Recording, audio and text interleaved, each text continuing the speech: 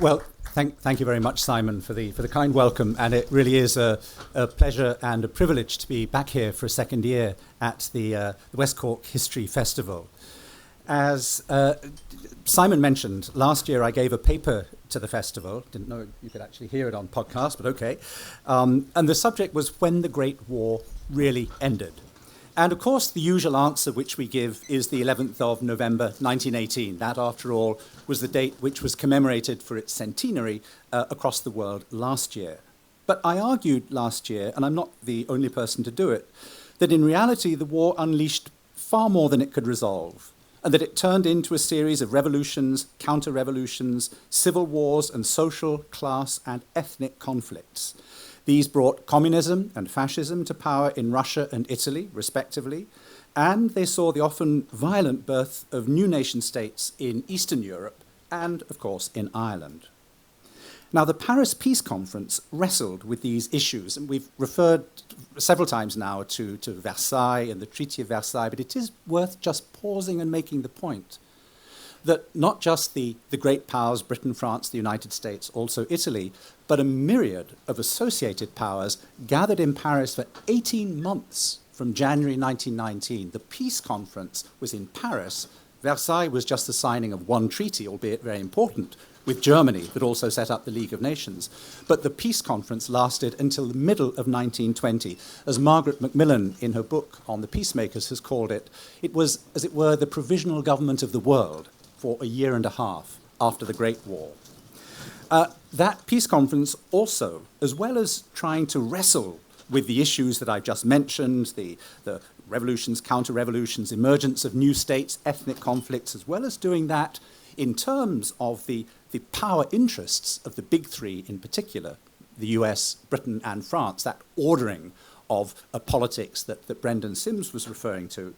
It also faced the challenge of trying to build a new world order based on Woodrow Wilson's rather vague principle of national self-determination and on the innovation of the League of Nations. Of course, the League was the precursor of the UN, the United Nations. It was a multilateral body founded on international law, open to all states who abided by its rules. Its aim was to regulate relations between states to help implement the treaties which had been passed by this long peace conference, especially with the defeated powers and with the new nation states that came out of the peace conference.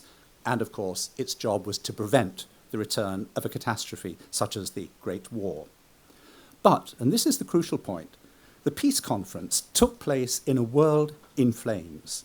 The collapse of three dynastic empires, Tsarist Russia, Russian Revolution, Habsburg Austria-Hungary, spanning a large portion of Central and Eastern Europe, the Ottoman Empire from southeastern Europe through to the Middle East, the defeat but not the destruction of Germany, stirrings in the colonial world, and notably in the former Ottoman Middle East, where when the Ottoman Empire collapses, its Arab provinces then become opened up, notably to the British and French, who divide them between them. All of this both shaped and limited what the Allies could achieve at the peace conference and after it. So in short, on this view, the Great War, with its 10 million military dead, with a great deal of chaos that followed it, was really the violent epicenter of an extended or greater war, which only ended round about 1923, 1924. That was when the real stabilization set in. Now, not being an historian of Ireland, and like Brendan, I really want to underline this point, last year I didn't discuss Ireland. But this year, Simon asked me to revisit these ideas, as you've just suggested, with a focus on Ireland and Britain, seen in this larger context. And I'm happy to do this because it seems logical in 2019 to talk about the aftermath of the First World War in 1919 and the years that followed. But also because, very seriously, I think a new aim of the festival this year, as I understand it, is to deepen our comprehension of these entangled histories of Ireland, Britain, Europe, and the wider world. 100 years ago, the tectonic plates shifted because of the Great War. We know that something of the kind is happening currently, at least in relation to Ireland, Britain, and Europe. I don't want to draw extended parallels, but what I do want to suggest is that it might help us to use this framework of a greater war to better understand Ireland, Britain, and their interactions a century ago. I repeat, I'm not an historian of Ireland. This is, in a way, new territory for me to think about Ireland and Britain in this context. I'm going to keep the focus wide and the tone speculative, but that, I think, is one of the purposes and the pleasures of history festivals. So I propose to take three themes in order to look at Ireland and Britain in this larger European and international context in these precise years, 1919 to 1923-24, the so-called Greater War. Firstly, I want to look at sovereignty, because this was a critical issue in the political upheaval after the Great War. Secondly, I want to look at violence, a subject which concerns historians of war naturally, but violence because, by definition, violence was central to this ongoing Greater War with its many conflicts.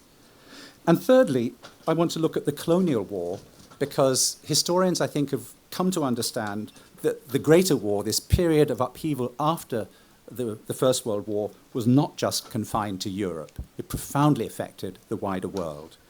Each theme, I hope, will offer us a comparative perspective on Britain and the Irish Revolution. Firstly, sovereignty. When Woodrow Wilson arrived in Europe in December 1918, he was greeted briefly as a secular messiah. His message, and the crowds were enormous that turned out to greet him in Britain, France, and elsewhere. His message, vague and contradictory as it was, promised a non-punitive peace, a non-punishing peace, and also, and crucially, self-determination as the basis for an implicitly democratic and national order, at least for Europe. Wilson was thinking primarily of Europe, not about the world beyond. Now, for all the difficulty of implementing these ideas, Wilson, I think, briefly incarnated a truth which was larger and more enduring than himself, namely that the First World War, by its nature, its mass mobilization, mass death, victory, defeat, hunger, social dislocation, by all of these things, it had shaken the very foundations of politics and had exposed to view the issue of political sovereignty. The scale of sacrifice brought down regimes I've referred to, Russia, Austria-Hungary, the Ottoman Empire, also Imperial Germany. But even where it didn't, it posed the question of who ruled, by what legitimacy, over what territory, and to what end. These were the kinds of questions that the scale of mobilization, the cost, the suffering of the Great War posed. In the name of what had all this happened? The victorious Allies were subject to these questions at home, but they mainly engaged with them through the Peace Conference, which was, as Thomas Masaryk, the Czechoslovak president, put it, quote, a laboratory of experimentation built over a vast cemetery, the cost of the Great War and its consequences. And through the creation of the nation states that now replaced the defeated dynastic empires, Russia, Austria, Hungary, and the Ottoman Empire, that was one of the principal terrains in which the question of sovereignty would be worked out. It was here that the writ of the Allies, the great powers, ran, limited though it was by the ongoing conflicts which interacted with the peace conference over those 18 months in the way that I've suggested. Now, of course, this same issue of sovereignty applied to Ireland. Internally, the United Kingdom faced a major challenge with Sinn Féin's electoral victory in 1918 and its demand for a sovereign republic, which Dan Mulhall evoked for us so powerfully this morning. Ireland had, of course, been torn by its own war experience between contradictory political claims as the crisis of 1912-14 over Home Rule turned into opposed forms of political mobilization and military volunteering, the Unionists, the Home Rulers. The nationalist counter-mobilization, especially against conscription in 1918, which was like a kind of claim of sovereignty when the British said, now we will conscript Irishmen for this final crucial moment of the war and its rejection, that was also part of the war. And it resulted, on the part of the Sinn Féin victory in 1918 in the British general election, the UK general election, by a claim to self-determination that compares with those made in 1919 by the emergent nation states like Czechoslovakia, Poland, the Kingdom of the Serbs, Croats, and Slovenes, or Yugoslavia, as it was soon to become, which the Allies recognized as part of their own war effort and tried to organize and legitimize in the Paris Peace Conference. Ireland, it was a question we raised this morning, but I would underline the fact that Ireland certainly had its Wilsonian moment in January 1918. The first Dáil voted Ireland's message to the free nations of the world at the same time as the declaration and that program of the Dáil, that first social program. Quote, "The nation of Ireland, having proclaimed her national independence, calls through her elected representatives upon every free nation to support the Irish Republic by recognising Ireland's national status and her right to its vindication at the Peace Congress." End of quote. That was the claim. And of course, Sean Teo Kelly, George Gavin Duffy were dispatched to Paris in order to achieve that.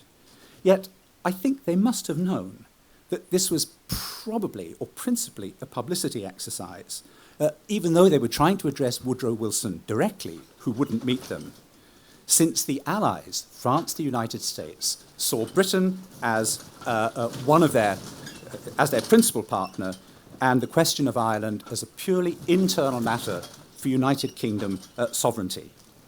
Indeed, Erskine Childers, who joined O'Kelly in Paris, was told by Sir Philip Kerr, Lloyd George's private secretary, that the official British view of Ireland was, and I quote, "as a stab in the back, dark, rebellious province that didn't help win the war." The First World War had indeed transformed the Home Rule crisis. And John Bruton talked about this issue last evening in his address to us. Stab in the back, rebellious Ireland, it seems to me, made some kind of limited devolution inevitable, whereas, of course, before the war, British conservatives, though not liberals, had rejected this view. However, and the point is vital, the claim of sovereignty at the heart of the Irish Revolution could not be made at the peace conference, although the agenda of that peace conference was filled with such matters, equivalent matters, on the part of other nations.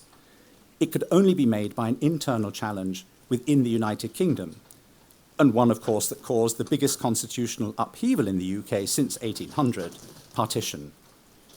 British conservatives, who dominated Lloyd George's government and who had opposed Home Rule before the war, now in the main reluctantly accepted that some devolved rule in Ireland within an empire framework was inevitable, provided Ulster was excluded. The former die-hard English Unionist, Walter Long, concluded as much in his influential report to Cabinet in November 1919, accepting some limited form of devolution in Southern Ireland, and justifying this shift, and I quote, by the peace conference, which has dealt with so many analogous questions in Europe. But Ulster Unionism, and here again is the transforming importance of the war, Ulster Unionism, with its unequivocal support for the 1418 war and its hostility to what it deemed Sinn Féin treason, had burnished its right to separate status, and the whole matter would be resolved as an internal United Kingdom question. Now, I don't need to dwell on the outcome. We're all familiar with this. The struggle between the British state and Irish nationalists over the fact and the nature of devolved rule. A six-county Northern Ireland with its own parliament, Home Rule paradoxically devolving onto the opponents of Home Rule in the past. The irredentist claim this left for Irish republicanism on the six counties, and the grudging acceptance by the Common Gael government in 1925 of a border which was barely changed from the Anglo-Irish Treaty. Yet, if it was a bitter compromise for all Irish nationalists, it reshaped, and that's the point I want to emphasize, it reshaped the British state, owing not just to the effective loss of the South, but to a new entity in the north, Northern Ireland, with its Stormont Parliament. And for us, I think the point about this outcome is that it created an Irish-British variant of a very European outcome of the Greater War. That's to say, borders with ethnic or national minorities, which now became the source of ongoing conflicts over sovereignty and national identity.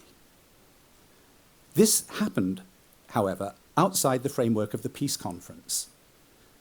At the peace conference and afterwards through the League of Nations and the successor instruments of the peace conference, conflicting sovereign claims made for contested borders and national minorities in much of Central and Eastern Europe. Once the nation framed the state, everything turned on how the nation was defined. Woodrow Wilson himself envisaged a kind of civic nation based on diversity. Quote, a cosmopolitan and polyglot people was how he described the US to Congress in 1917, though in fact, Wilson's assumed norm, was a liberal white male, and his vision certainly did not extend beyond Europe into what he would have called people of colour. But where the nation privileged one historic, ethnic, or religious identity over others, it created alien minorities within its borders. And where members of its own ethnic or national group lived outside the territory of the new state as somebody else's minority, they frequently became the focus of demands for reunification, of irredentist claims. Such national animosities had been heightened by the First World War, and the conflict over borders and minorities was integral to the greater war that I've described in Central and Eastern Europe, in Turkey, and in Italy. The Poland that emerged in 1920 was twice the size of the one created by the Allies in Paris in 1918-19. A third of its people consisted of non-Catholic or Polish minorities, Jews, Ukrainians, Lithuanians, after Poland had fought wars with an emergent Ukraine and Lithuania, and leaving irredentist claims in both those countries. Conversely, defeated Hungary was vastly reduced in size by the Treaty of Trianon, with a third of its ethnic or Magyar Hungarians, Magyar-speaking, now minorities in other states. German and Polish paramilitaries fought for Upper Silesia and other border areas. Upper Silesia, in the end, was partitioned between them by the League of Nations, and so on.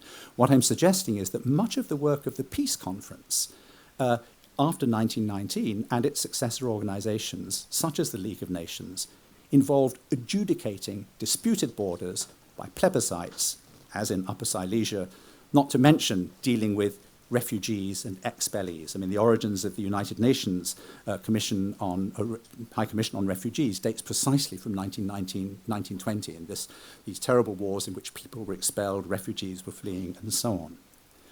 Most importantly of all was the legal protection of national minorities on religious or ethnic grounds in those new nation states which the Peace Conference and the League of Nations, interacting with the battles on the ground, was responsible for setting up. Each of the treaties with the new nation states, and also the successor states to the defeated powers, that's to say Poland, Czechoslovakia, Yugoslavia, Romania, Bulgaria, Austria, Hungary, Turkey, the treaties setting up and recognizing the sovereignty of each of them included extensive provisions to ensure legal equality, to protect religious, educational, and language rights, and so on. The detail was often extraordinary. It included, for example, the protection of the Jewish Sabbath in independent Poland. Enforcement proved the great difficulty, but the point is that sovereignty carried obligations to minorities in this new dispensation in Europe. The clash of Irish and British sovereignty created such tensions over borders and minorities in both parts of the country, but of course totally outside the Peace Conference framework. As we know, during the War of Independence, as Peter Hart has shown, the Protestant population in the South fell by a third. The reasons varied: emigration, intimidation in some settings, anti-landlordism, accusations of collaboration with the Crown, but all on a very patchy regional basis. However, as I understand it, and that was Hart's conclusion in his first book, the IRA was not sectarian as such, and Protestants were only a minority, if disproportionately, of those killed. There was nothing, in other words, in Southern Ireland comparable to the ethnic violence in Central and Eastern Europe, let alone, to take the extreme case, the forced exchange of 1 million Christians and Muslims by Turkey and Greece under the Treaty of Lausanne in 1923, which recognized the new independent Republic of Turkey. This was a first, legalized ethnic cleansing. In Southern Ireland, any tendency to stigmatize a minority by its religion or old loyalties was, again as I understand it, local, limited, and not endorsed by the new state. Indeed, John Bruton referred yesterday to the important steps taken by the Free State to protect Protestants, for example, the Protestant senators, and there were other measures as well. In Northern Ireland, however, a larger Catholic minority, a third of the population, grouped in communities that the six-county unionist option had been precisely designed to contain, resulted in violence of a different order.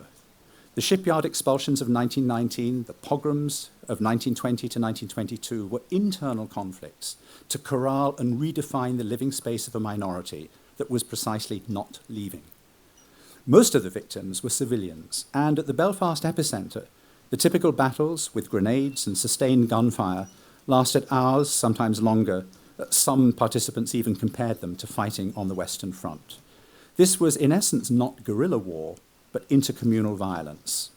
It had a long history in the province, but precisely the high stakes of the war over sovereignty between Britain and Ireland and the creation of the two new states heightened that violence and also made it a long-term historical marker. It was remembered.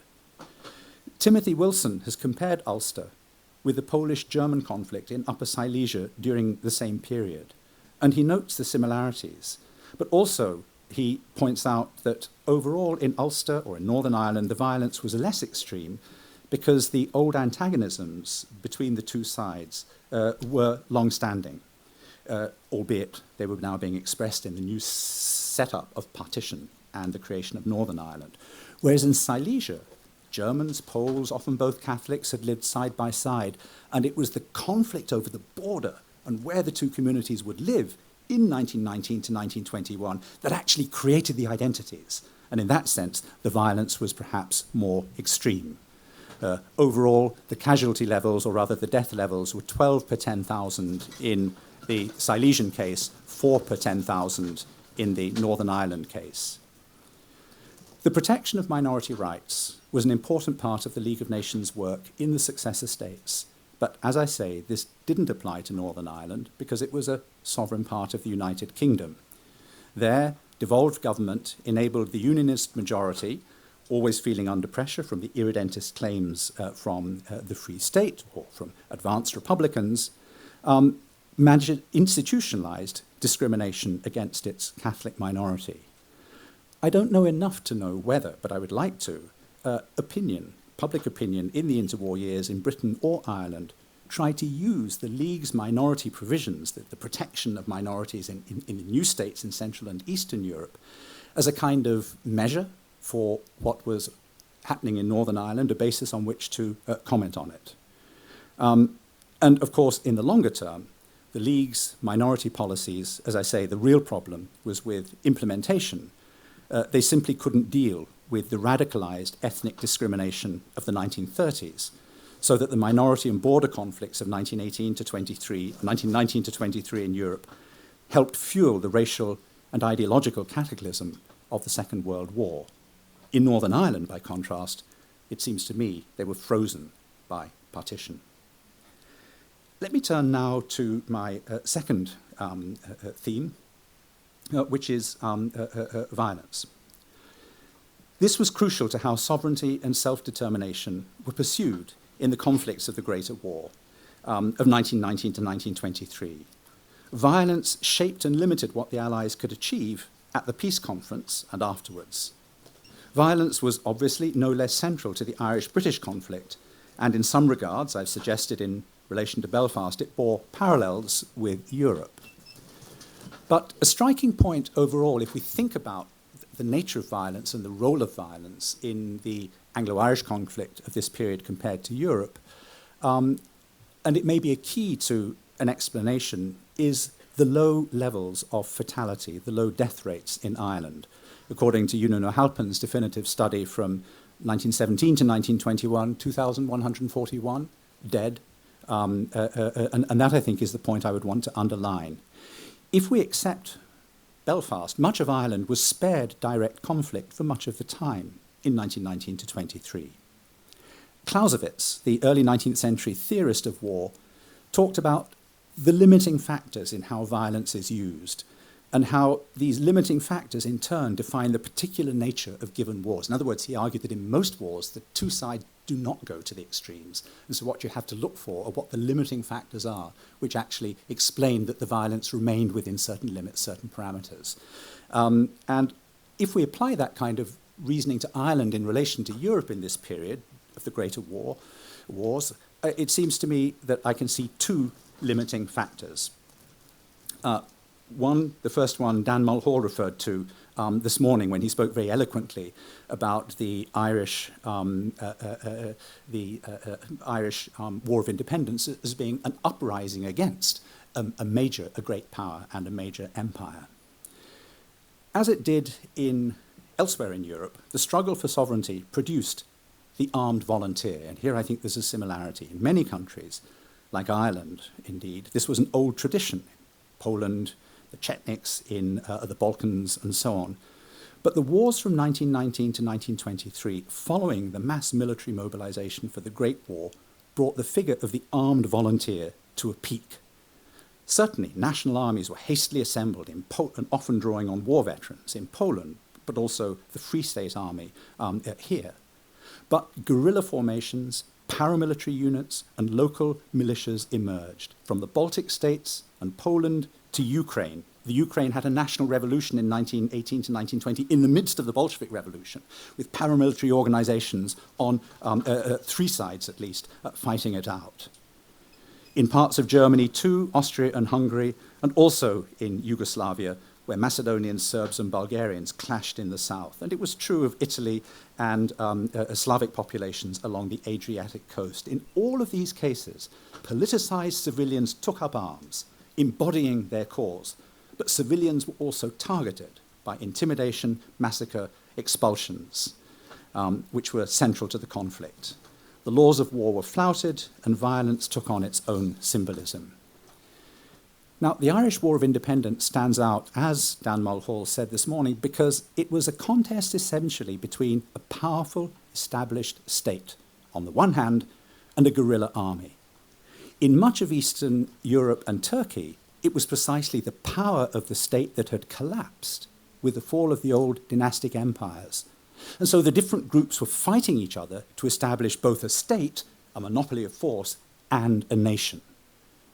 But as I mentioned, the way the Great War had transformed the Home Rule crisis meant that the British state, in the main, accepted some form of devolution, Ulster accepted, while Sinn Féin and the IRA claimed integral sovereignty, the Republic. Civilians suffered. I think Union says 62% of the victims by 1921, and in specific cases they were targeted. But the core conflict was a guerrilla war against the Crown, not against the home population. The British reaction, while also assuming military form, the Black and Tans, the auxiliaries, also did not, by and large, target the population as a whole. This is where the first limiting factor comes in to explain the nature of violence in Ireland. The Black and Tans and the auxiliaries who committed the worst excesses, the worst atrocities, the burning of Balbriggan and Cork, may have been a minority, some 11,000 overall, of the total of 70,000 British forces, but the regular soldiers were also drawn into what they often considered a distasteful war. The violence on both sides had its symbolism. It was designed to provoke reaction or to crush resistance accordingly, and it was fueled by demonized views of the enemy, the British terror denounced by Tom Barry in Guerrilla Days in Ireland, the view of some British, but not all, of the Shinners as terrorists worse than the Germans or the Bolsheviks. But as we've seen, the IRA was not intrinsically sectarian in the War of Independence, and the Black and Tans were not driven by the ethnic enmity, the kind of racialized enmity, or the ideological anti-Bolshevism, which we see in the German Freikorps, the several hundred thousand organized paramilitaries who revolved through the conflicts fighting for the German cause in Central Europe in 1919 to 1921. Often the Black and Tans, as Anne Dolan has suggested, had little clear motivation beyond the frustration and violence of fighting a limited war against an elusive enemy. By the summer of 1921, the limit that I've talked about had been reached, and not least for public opinion in Britain, which felt that British excesses in Ireland smacked of Prussianism, the German atrocities against Belgian civilians, which had been so roundly denounced by Britain in 1914-1915. In a way, neither the IRA nor the British could win the military conflict without an escalation that would have transformed it into something else and which arguably neither wanted. Sir Neville Macready, Commander-in-Chief in Ireland, faced Lloyd George with the need to negotiate or to fight a very different kind of war in May-June 1921. As he wrote to Lloyd George, quote, "Will the cabinet begin to howl when they hear of us shooting 100 men in 1 week?" And I think it was Andy Cope, Lloyd George's intermediary in Dublin, writes back saying, "We've been defeated. The only alternative to negotiation is drafting in 400,000 troops and exterminating the population." You could see that moment. It's almost like the kind of Johnson in 1965, 1966 in relation to Vietnam. It's like the French with the Battle of Algiers in 1957. It could have tipped over, but it doesn't, because the limits are in place and the stake of the British in relation to Southern Ireland ultimately is a limited one. In many respects, it seems to me, the outcome, the truce in the Anglo-Irish Treaty, had all the hallmarks, for the British at least, of later disengagements from colonial conflicts on compromised terms.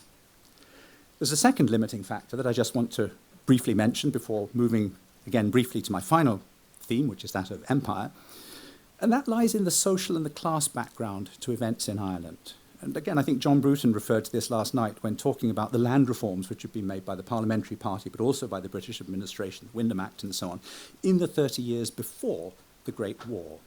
And here I'll have to be even more summary, but one source of the violence of the ethnic and national conflicts in Central and Eastern Europe was how they interwove, not only with the Bolshevik Revolution and the ideological counter-revolutions against that, but also with social conflicts in the wake of the Great War, as a result of inflation, economic breakdown, hunger, and so on. Now, I don't mean to suggest that social conflict was irrelevant in Ireland. The vivid faces, to use Roy Foster's phrase, that made the Irish Revolution embraced a host of causes, from feminism to socialism to pacifism.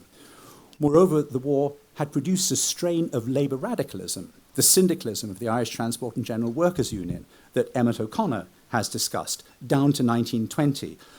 Although it's interesting that that syndicalism, that labour activism, could be used for a socialist cause. I mean, the so-called Limerick Soviet of May 1920, when 3 ITGW members run up a red flag over the Knocklong Creamery and declare, "We make butter, not profits." So a kind of adaptation of rural agrarian cooperativism to the labour movement and events that were happening in Europe.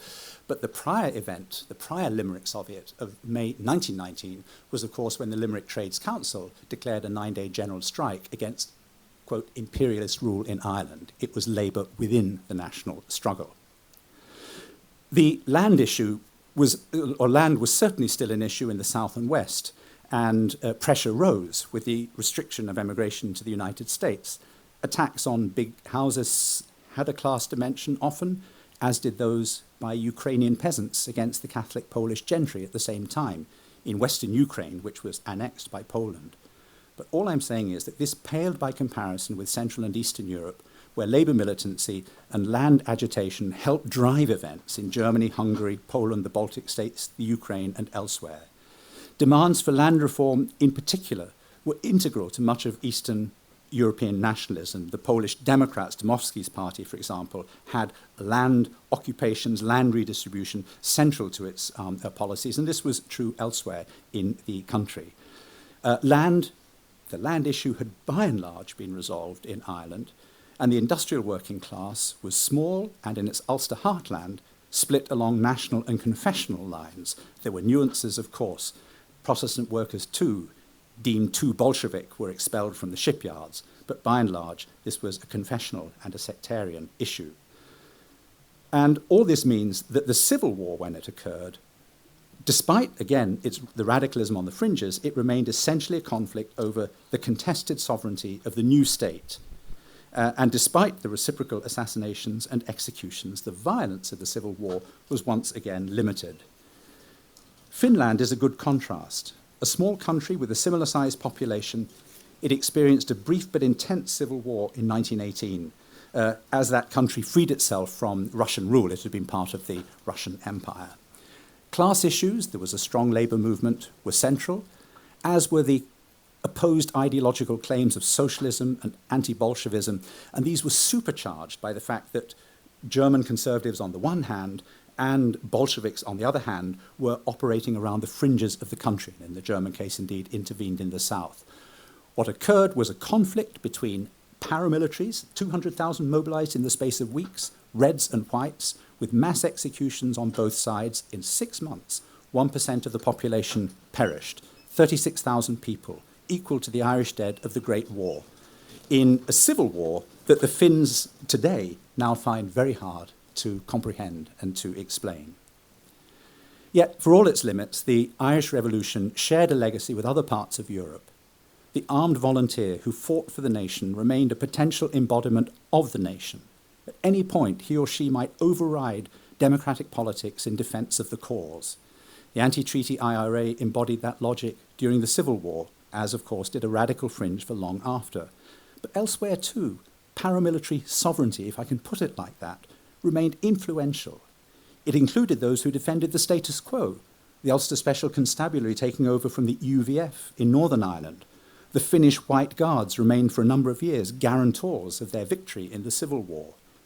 Baltic paramilitaries, such as the Lithuanian Riflemen's Union, who had asserted the sovereignty of the new nation state against German Freikorps, against Bolsheviks, against neighbouring nations, they continued to embody that project as paramilitaries down to the Second World War, when again they fought as partisans against the Soviets. The gunman of the Greater War, in other words, remained a powerful presence in interwar Europe. I come now to my last theme, which is that of empire, because in many ways, I think 1914-18 was a watershed for colonial empires in general, and the British Empire in particular. I don't dispute Brendan's view of the British Empire in 1918, 1919, in a sense standing at the apex of its power, but certainly the argument of John Darwin in his book, The Empire Project, is that, in fact, there was a profound crisis of empire which precisely peaked in 1920 and which was only really resolved in a provisional fashion precisely at the end of the Greater War period in 1923, 1924. So what exactly did this consist of, and how might this third framework, in addition to conflicts over sovereignty and the nature of violence, how might it enable us to better understand the relations between Britain and Ireland? Well, the obvious point, and it is an obvious one, of course, but is that the British Empire had assumed two forms by the First World War.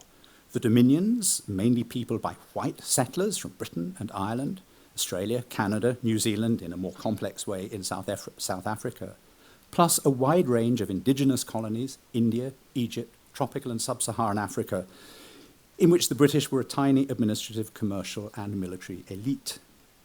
The settler dominions, and this is the first point, that first strand of empire, the settler dominions enhanced their imperial standing because of the First World War. And they also enhanced their own sense of national identity and even enhanced their national autonomy. They mobilized 1 million soldiers and made sacrifices in this and other ways. A third, for example, of British shells by 1917 were being produced in Canada.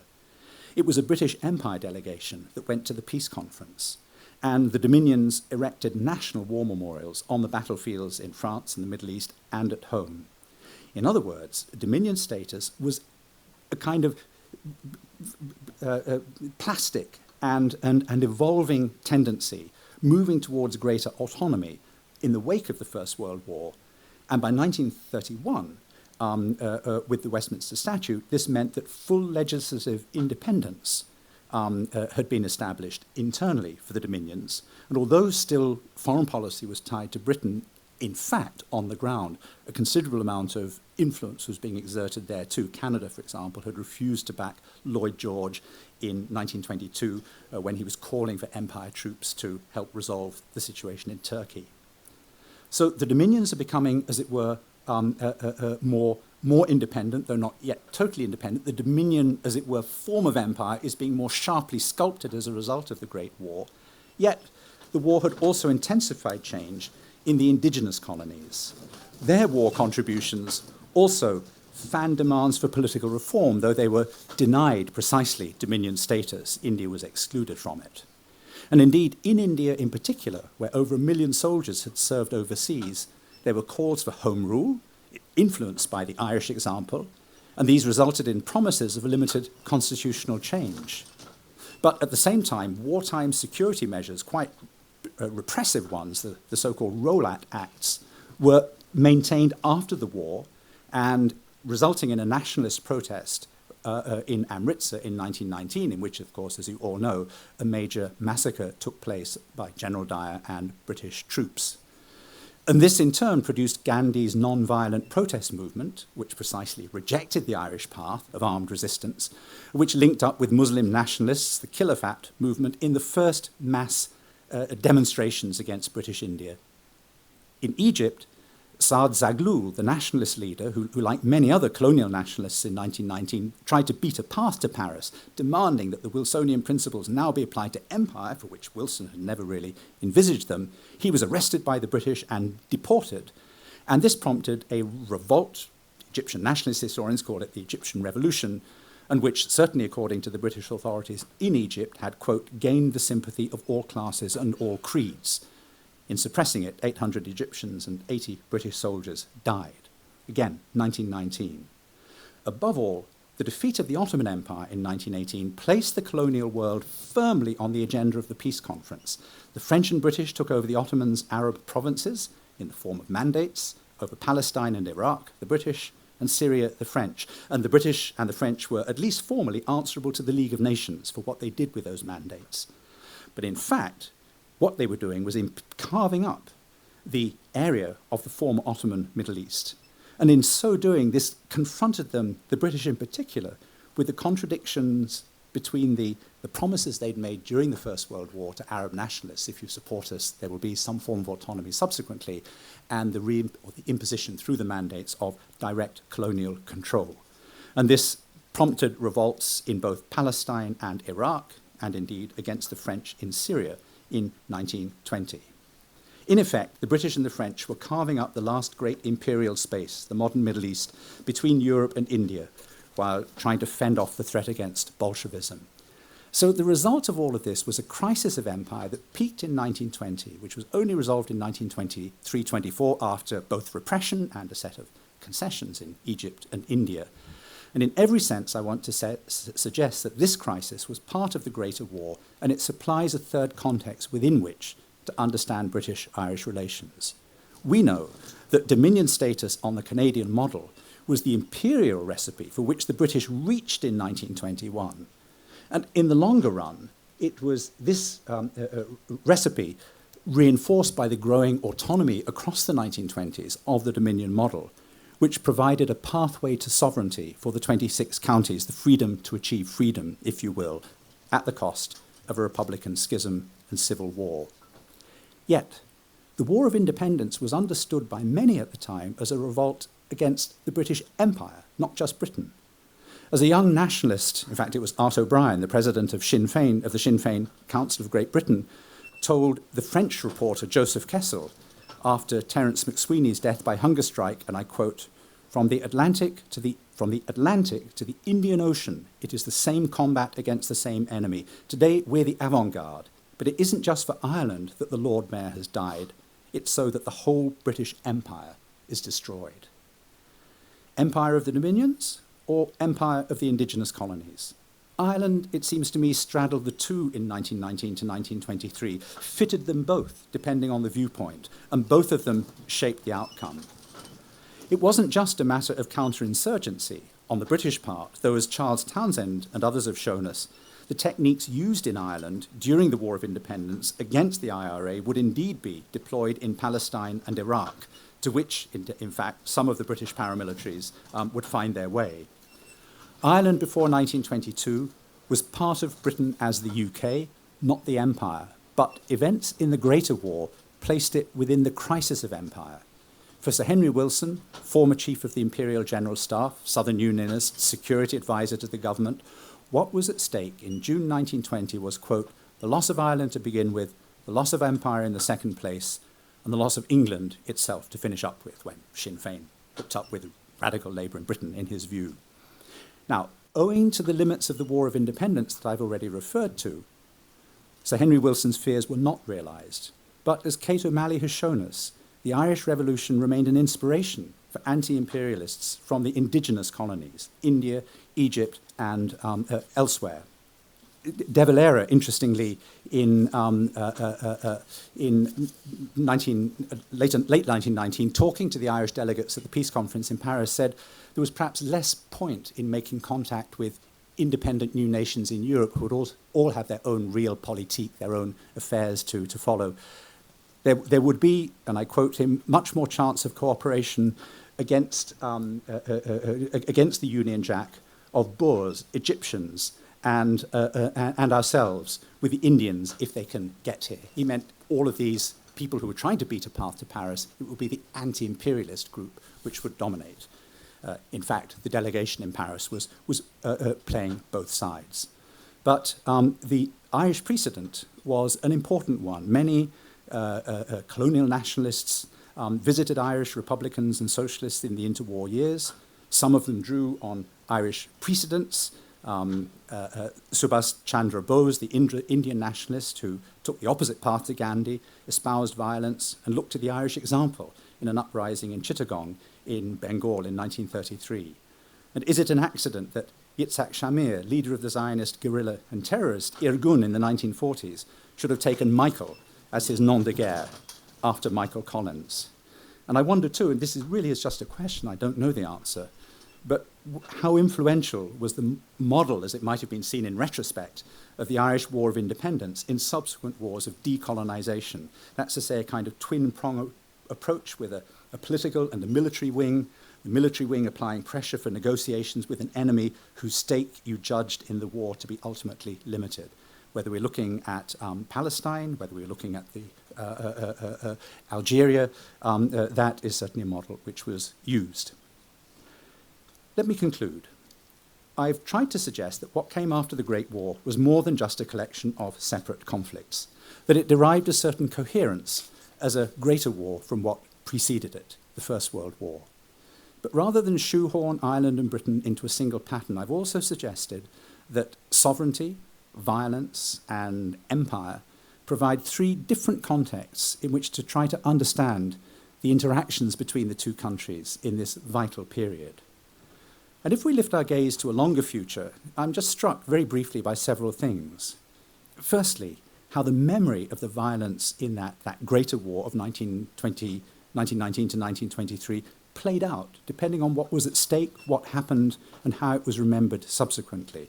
Often, for example, in Poland, it was the memory of the wars of 1919-20 which dominated national memory, and after the fall of communism have roared back, as it were. 200,000 people came out on the 11th of November last year in Warsaw to commemorate those post-war wars, as it were, which formed the new Poland. And I don't need to rehearse in this context how the different memories of Unionist service in the First World War, of the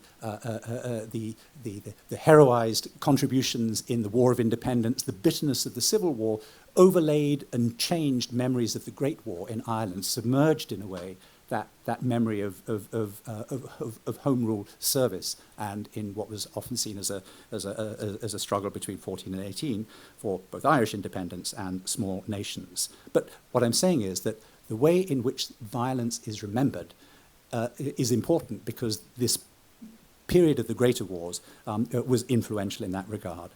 Secondly, I'm struck by how the Free State emerged via the Dominion path in the late 1920s as a small European nation, eager, as Rory Montgomery said this morning, to join the League of Nations and a multilateral world, the aftermath, if you like, of a peace conference of which it wasn't part.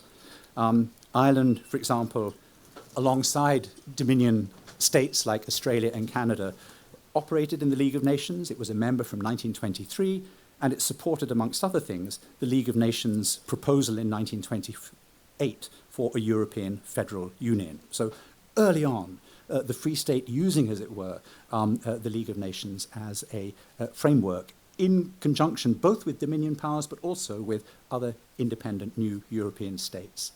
Third, I'm struck by the frozen status of the border and the minority question in Northern Ireland, which of course underlies much of what Brendan was talking about earlier, that precisely frozen status.